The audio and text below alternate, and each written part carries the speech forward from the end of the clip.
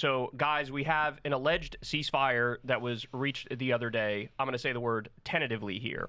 There's a lot of interesting backstory. So, first of all, one of the things we know for sure is that Biden's taking credit. Biden and his team are taking credit, but also Trump and his team are taking credit. And from my reading of the situation, it does appear very clear to me that the thing that really moved the ball down the field was Trump had some real estate developer asshole buddy of his go on the trip to Israel. Witkoff. And homie just like threw his weight around. He was told like, oh no, that's Shabbat on Saturday. You can't meet with Prime Minister Netanyahu. And he was like, the fuck I can't. He better get his ass in here. I don't care what fucking day it is. And so allegedly he threw his weight around a little bit and basically let him know, like, you're accepting this deal. And that's the end of the conversation. And so that led, of course, to a reaction from many people online, basically saying like, holy shit. You know, Biden was playing the role of, oh, helpless Biden, I can't do anything. But everybody was pointing out, of course you can. You don't want to do it because Biden is ideologically a hardcore Zionist. Right. That's what, he doesn't care. He supports what Israel is doing. So everything else is kayfabe. Correct. Right? Now, in my opinion, and I'll get your thoughts on this in a second, the story seems to fall apart, though, on the Trump side. Because when push comes to shove, and I'm going to use a strong word here, you let me know whether or not you agree with it. Effectively, I think this is a fake ceasefire deal.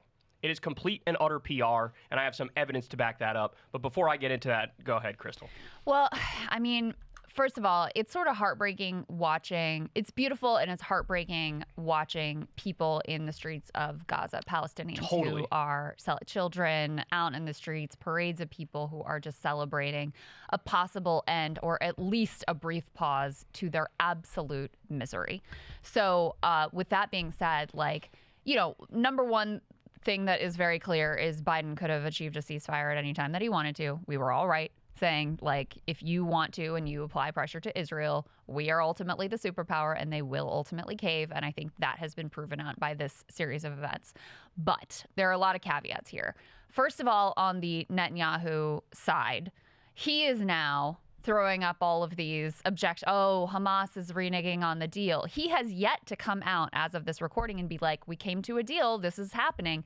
Instead, he's claiming that Hamas is reneging on the deal. He's also pledging all sorts of things that are not actually in the deal, claiming that, oh, no, we don't have to abandon the Philadelphia corridor. That actually, yes, in the deal you do. Saying, no, this doesn't mean that we're going to stop, eliminating Hamas completely and achieving all of our military objectives. Well, obviously, Hamas is not going to agree to a deal that requires their own destruction. Yeah, like, can I walk everybody through that? Because I have, like, all the things laid out here for everybody. So, all right, couple things. You have Mohammed Shahada and Jeremy Scahill, a journalist of DropSite. He's been following this stuff like right on top of it, literally involved in conversations with people who are in the negotiations on the Palestinian side. And so he knows a lot of details. So a couple things. First of all, there's an allegation that basically Trump is giving Netanyahu a, quote, gift bag in order to have this appearance of a ceasefire. Yeah. So it's not like there weren't strings attached. It's not like there weren't other concessions that were made. And the list is as follows. Number one, permission to violate the ceasefire after phase one and resume the genocide. This is a big thing that Israel does all the time. You'll have some sort of a deal. You'll get through phase one, and then Israel backs out of the deal while claiming, no, Hamas violated the deal, and that's why now we're allowed to do the thing that we're going to do. So that's point number one. Point number two is the U.S. is going to lift sanctions on extremist settlers and also the Pegasus spyware company. There are currently sanctions on them now. Allegedly, Trump is saying, we'll get rid of that if you give me this PR win of having this ceasefire. And then number three, and this, of course, is the big one, and we know this also because of Miriam Adelson and all the money that she gave Trump, is a major new land grab in the West Bank. And the question is, well, how much of the West Bank is Trump already giving away to Israel? Is it a piece of it? Is it all of the West Bank? And so this was allegedly the goodie bag or the gift bag that was given. Now, there's also more information. So after this ceasefire deal was announced, again, the one that Netanyahu still hasn't come out and said, yeah, we're agreeing to it. Right. Israel ramped up their killing in Gaza. They're bombing relentlessly. Again, this is something that Israel historically has done. Right. When they're on the verge of a deal or there's a hard line, a date for the deal to kick into effect, they're like, how about we kill everybody we can before we get to that deal? Yeah. Right. So it's kind of cold comfort to be like, yeah, a deal's coming, but your grandma just got murked the other day. According to Ryan Grimm, he says Netanyahu said yes to Trump's envoy. So when they were there behind the scenes talking, Netanyahu said yes. Now is saying no publicly. and he basically trying to make Trump look like a fool, which, by the way, that's our only hope and saving grace on this is that Trump takes it personally, basically. No, that's exactly and is like, nah, you go fuck yourself now, and, basically like cut off the weapons. But again, he gets so much money from the Israel lobby that it's almost certainly not going to happen. Well, and that's the other piece is that, so it's reported in the Israeli press that I was going to get to that. Bibi has basically promised Bezalel Smotrich in particular, who is an even more psychotic, if it's possible, member of his coalition, that don't worry, we're only doing phase one. We'll get some hostages home, and then we're going right back to the fight. And so that's, been reported out in the Israeli press. It's possible that Bibi is just posturing so that his government doesn't collapse. That's theoretically possible. But that's what he is essentially presenting in Israel in order to, move forward with this deal. He's saying, phase one only, don't worry, then we're going back to the fight. What is disturbing is that Trump's incoming national security advisor, Mike Waltz, came out and basically confirmed that the Trump administration was looking at it very similarly. So he gets asked this question, does this mean that the war is over? And effectively his answer was no. We still support Israel, quote unquote, demilitarizing Gaza and achieving their military objectives, which means their, maximalist destruction of Hamas not being allowed back into governance, et cetera. So effectively confirming that they also plan to, spike the deal after phase one and allow Israel to go back to the fight. Now, I would say that is the most likely outcome, in my view. That is what Israel wants to do. That's what the Trump administration is indicating that they'd be cool with. I think the only thing that would push against that is if somehow Trump found it to be personally embarrassing to him for it to fall apart and not go forward. But I mean, we really are betting on the goodness of Donald Trump to push this thing forward. And as you're pointing out, he's got all kinds of interest in the other direction. I mean, Miriam Adelson. Yeah, Miriam Adelson is his real boss, gave right? Him $100 million for his campaign, said as part of this, you're going to allow them to annex the West Bank and basically do whatever they want to do. So, I find it hard to believe that after phase one, they're going to, continue with phase two and fully withdraw in the way that they are ultimately supposed to. And then the other piece of this is, Hamas gets a say too. So when you have Bibi out there promising this isn't a real ceasefire deal, we're going back to the war and we're still going to, work to utterly destroy your organization. Well, they have no incentive then to move forward with the deal either, if it's already being announced in advance that this is basically a fake ceasefire in your terminology. I mean, Trump gave Israel the Golan Heights, and allegedly Miriam Adelson at the time was like, oh, I wasn't even asking for the Golan Heights yet, and he let Israel officially annex it. So we know where his allegiance lies. We know who gave him the $100 million this time around, $200 million last time around when it was Sheldon Adelson. Now Sheldon Adelson is dead, right? But again, just to underscore some of the things you're saying here, Jeremy Scahill points out the narrative being pushed today by Israel is that Hamas is reneging on the terms of the Gaza agreement.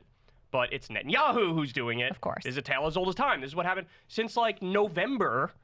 You've had Hamas agree to terms of a deal to release all the hostages, and you've had Israel rejecting that agreement while insisting Hamas won't negotiate, Hamas won't agree to a deal. And so that's a tale as old as time. Well, and this specific agreement, Hamas has agreed to since May. This very same agreement with very few alterations, Hamas agreed to back in May.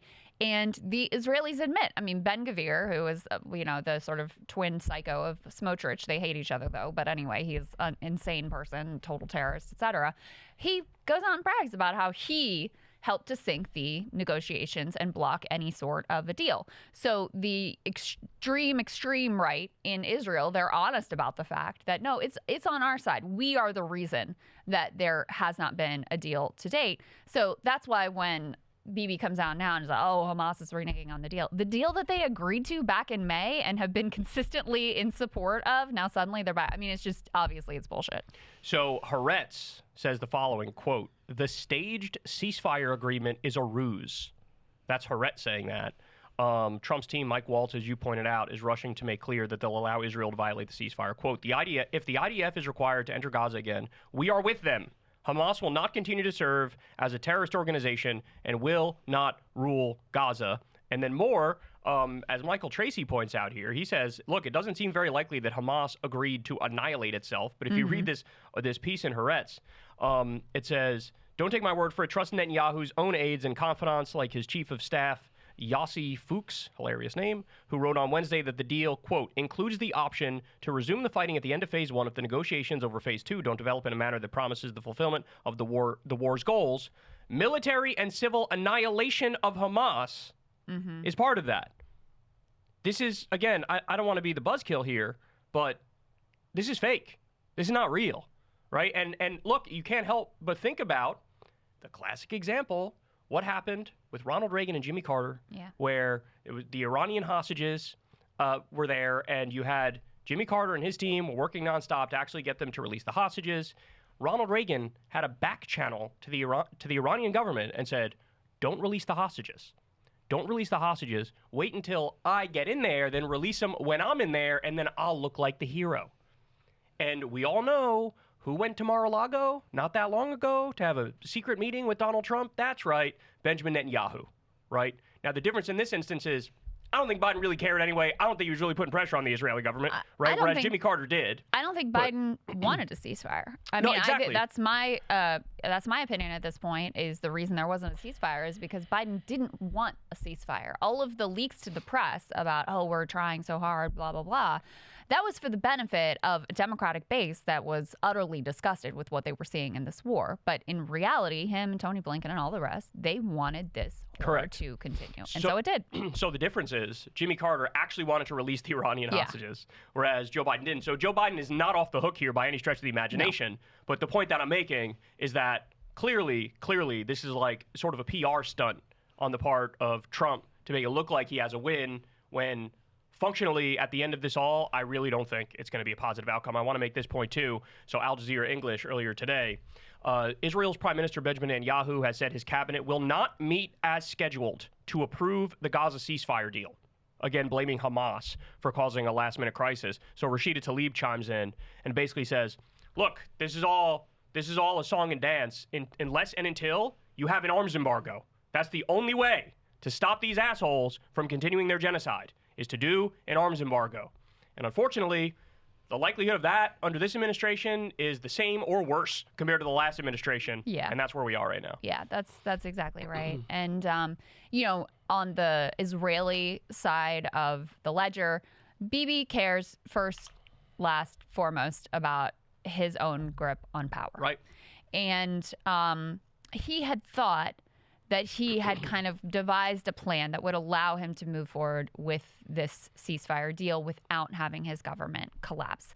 He added some more moderate in the Israeli context to his coalition, giving him a little bit of breathing room. He did kind of a divide and conquer strategy with Ben-Gvir and Smotrich, who are both total psychos but happen to also hate each other. He thought, I can move forward with this deal and I'm going to lose Ben-Gvir, but I'm not going to lose Smotrich. And he could lose one but not the other, effectively. Well, now Smotrich is also threatening to abandon the coalition. And that's where these promises of like, no, I promise we're going to, after phase 1, we're going to go back to the war. That's, I think, also part of why he's now walking this back and pretending like, maybe we're not going forward with this and Hamas is reneging on the deal, et cetera, because he's first and foremost interested in his own survival, and that is threatened by moving forward with the deal. From the Trump perspective, like he obviously doesn't care about Palestinians. Like that's the most obvious thing in the world. He likes the fact that this is embarrassing to Joe Biden, and it is, right, and it should be, right? The thing that we've been saying all along of you could secure this if you want at any time was 100% true. So he likes embarrassing Joe Biden. There are some 30-plus hostages, including dual American citizens, who would be released in this first phase 1 of the deal. So it would enable him to say, look, I brought the hostages home. I brought our hostages home. Right. That's it. Embarrass Biden and then let the Israelis get back to what the Israelis want to do. But think about it, Crystal. That's how rabid and disgusting and grotesque the Israelis are. Basically what Trump is telling them is like, hey, idiot, why don't you pretend to agree to a ceasefire deal to release all the hostages and then go right back to bombing the shit out of them? And they're so fucking genocidal, They're like, we don't even want the hostages back. We just want to keep fighting and we don't want to stop for 5 seconds. Yeah. That's literally what's going on here. Yeah. That's literally what's going on here. That's right. We should, oh my God, that government. I'm sorry. They need to be. Well, that's one of the things that's come out in Tony Blinken's exit interview and also the American ambassador to Israel, Jack Lew's exit interview. Both of them said that, you know, there was mass genocidal sentiment immediately after October 7th, not just among like Smotrich or Ben-Gvir or even Netanyahu. The public was saying no food, no fuel, not one, you know, no innocents in Gaza, period, end of story. And both of them confessed to some version of that. And then they, you know, they used that to justify, like, that's why we couldn't do that much. But it was quite an admission. Oh, that absolutely. The entire society effectively, you know, and I don't want to, like, not everybody, but by and large. 4% are good. 4%. You remember the poll? By and large, the Israeli public is gripped by this, like, genocidal mania. And here we are. Here are the bombs to fulfill your grotesque fantasies. It's just absolutely unbelievable. The last thing that I'll say is you mentioned the goodie bag from Trump and several things that had been, you know, possible parts of the deal and what was offered to Netanyahu in exchange for moving forward with some semblance of a ceasefire deal. The other couple of things that I've heard are Saudi normalization. Right, that's true. Yeah, I saw that too. You know, that would basically be a continuation of the Abraham Accords, which pushed the Palestinian issue to the side. Now, the Saudis are claiming, we have to have some, you know, semblance of a two-state path, blah, blah, blah, but that can be finessed so that it's basically total bullshit, as it has been for a very long time. So Saudi normalization, which would, if it follows the model of the Abraham Accords, would require a U.S. security guarantee further entangling our country and our troops in the Middle East and as a backup to Saudi Arabia, which is crazy. So that's one thing. The other thing is potentially either allowing Israel to strike Iran or joining Israel in striking Iran or striking Iran ourselves. So potential Iranian war. Donald Trump has always been very hawkish towards Iran, so that would not be a surprise. And then you mentioned the West Bank annexation, which I think is probably almost certain to happen, just given the reporting about what Miriam Adelson's priorities are. Also, Trump last time moved the embassy to Jerusalem, right? Your point on the Abraham Accords, the whole point of that deal was to put a middle finger up to Palestinians and say, you don't matter. We're going to work around you. You're going to be occupied forever, allowing them to annex the Golan Heights. Like, his record is very clear on this. Yeah. The amount of money he gets from the Israel lobby is colossal. And so I just find it very weird that, like, whenever it's Biden, people have no problem seeing, like, if he says one thing, people can look at his actual actions and go, he doesn't fucking mean that. Look at what he actually did. But for whatever reason, when it comes to Trump, so many people shut their brains off and they think like, oh, he got a ceasefire. He's amazing. Look at what he did. And it's like, why not use that same skepticism that you use correctly for Biden for Trump? And if you do that and you look at the record and you look at the details of this deal and what we already know about the goodie bag that's being promised, I don't know how anybody can come to any other conclusion, but this is a fake ceasefire deal. It just is. And I kept my mouth shut for a while on this because I feel so fucking horrible for all the Palestinians and what they're going through, and I want them to have their moment of hope that there's a brighter future and that this hell on earth is going to stop. But we also need to be ready to stand in opposition as soon as it turns south, which it literally already has, not even a day later. Yeah. No, I mean, it's not even certain at this point that it's going to go into effect. If I had to guess, I think they institute phase one and then go back to doing whatever they want to do. So release the hostages and then boom, right back to the genocide. Right. And they'll say, here's my prediction. They will say Hamas violated the deal. So now guaranteed. we have no choice. They left us no Guaranteed. choice. And if they make the lie interesting enough, Trump will be like, well, they violated the deal. What are you going to do? Yeah. And I mean, there will probably be some shred of something that they can hang that on. They'll just make it up. To make it persuasive. But, you know, there you go. Yeah. That's likely the track that we're on. But like I said, it really is heartbreaking watching people celebrating in the street. And I do hope that they get, you know, at least phase one and at least some respite and some aid in and some food and some comfort. Like, it's just unimaginable that we have watched, not just watched, I mean, our country has fueled this mass slaughter of predominantly women and children and the elderly. The world superpower that architected the post-World War II international order and talks all this game about human rights, blah, blah, blah. And here we are, like funding just literally unimaginable atrocities and pretending like it's just fine. Like the world will never be the same after this. Ceasefire, no ceasefire, like the world will never be the same after this, after what we've done.